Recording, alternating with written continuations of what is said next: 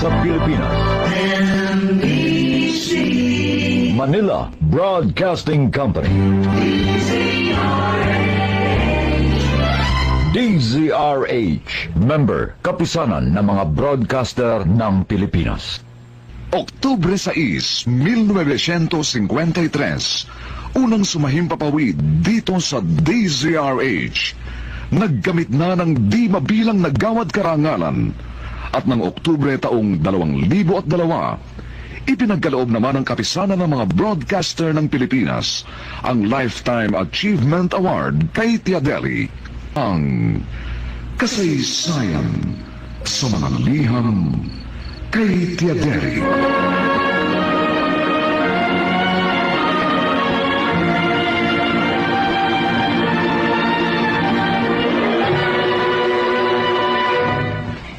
Itong inyong Tiadeli.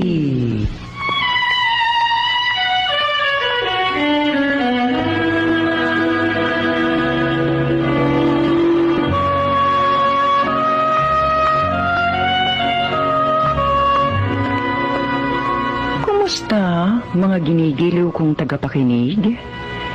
Narito na naman po kami sa pagsasadula ng mga pangyayaring lumikha ng suliranin at bagabag na humitik at naging mahalagang bahagi ng buhay.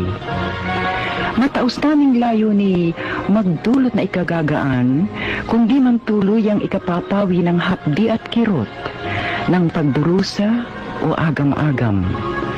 Sa huli, ako pong mag-uukol ng maikling panukala o kuro-kuro na sana'y makasiya sa may-ari ng salaysay, makaaliw sa marami, at kapulutan ng aral ng ibang ang isip ay hinilam ng nanghinang kalooban at nagkulang ng tiwala sa sariling kakayahang bathi ng pagsubok ng kapalaran.